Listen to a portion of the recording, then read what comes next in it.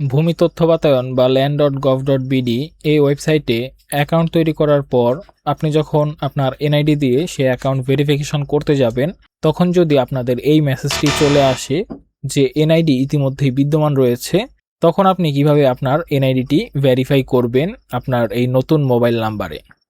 শুরুতে আমাদের বুঝতে হবে এনআইডি ইতিমধ্যেই বিদ্যমান এর অর্থ কী।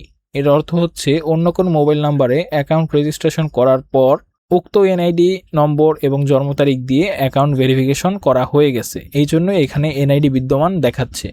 এখন এমন সমস্যায় অনেকে পড়ে থাকেন, অন্য যে কোনো নম্বরে কোনো সময় হয়তো কোনো প্রয়োজনে অ্যাকাউন্ট ভেরিফিকেশন করা হয়েছিল, কিন্তু সেই নম্বর কোনটি বা সেই নম্বর কার সেটাও আপনারা জানেন না। সেক্ষেত্রে আপনারা কিভাবে নতুন নম্বরে পুনরায় আপনার এনআইডিটি ভেরিফিকেশন করতে পারেন।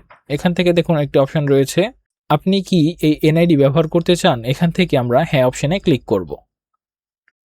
এখানে আপনারা যদি পুনরায় আপনাদের এনআইডি নম্বর দিয়ে এই মোবাইল নম্বরে অ্যাকাউন্ট ভেরিফিকেশন করতে চান, সেই ক্ষেত্রে এই মোবাইল নম্বর যেটি আপনারা ব্যবহার করছেন পরবর্তীতে, সেটি অবশ্যই উক্ত এনআইডি দিয়ে রেজিস্ট্রেশন করা থাকতে হবে। সেক্ষেত্রে কিন্তু আপনারা এখানে এনআইডি হালনাগাদ করতে পারবেন।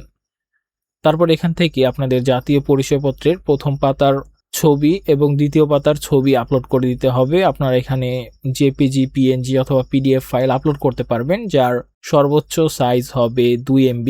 আমি এখানে জাতীয় পরিচয়পত্রের সামনের পৃষ্ঠা এবং পেছনের পৃষ্ঠার ছবি আপলোড করে দিচ্ছি।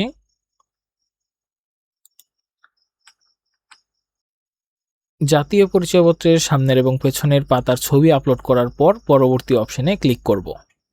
দেখুন এখানে লেখা রয়েছে জাতীয় পরিচয়পত্র পরিবর্তনের আবেদনের বিস্তারিত।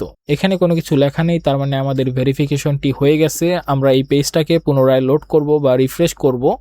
দেখুন পেজটাকে রিফ্রেশ করার সাথে সাথে কিন্তু আমাদের এই নাম্বারে এনআইডি কার্ডটি ভেরিফাই হয়ে গেছে এবং এখানে আপনারা তারিখ দেখতে পাচ্ছেন যে এনআইডি হালনাগাদের তারিখ হচ্ছে 17 জুন 2026 এবং আমি ভিডিওটি রেকর্ড করছি একই তারিখে, অর্থাৎ এখানে কিন্তু মাত্র 2 মিনিটেই আপনারা নতুন একটি নাম্বারে আপনাদের এনআইডিটি পুনরায় ভেরিফিকেশন করে নিতে পারেন।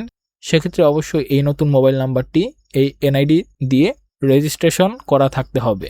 এখন আমাদের এই অ্যাকাউন্ট একেবারে ভেরিফাই হয়ে গেছে। আমরা এখান থেকে যে কোনো সেবা গ্রহণ করতে পারবো, যেমন মিউটেশন, ভূমি উন্নয়ন কর, ভূমি রেকর্ড বা ম্যাপ ইত্যাদি সেবাগুলো এখান থেকে আমরা নিতে পারবো।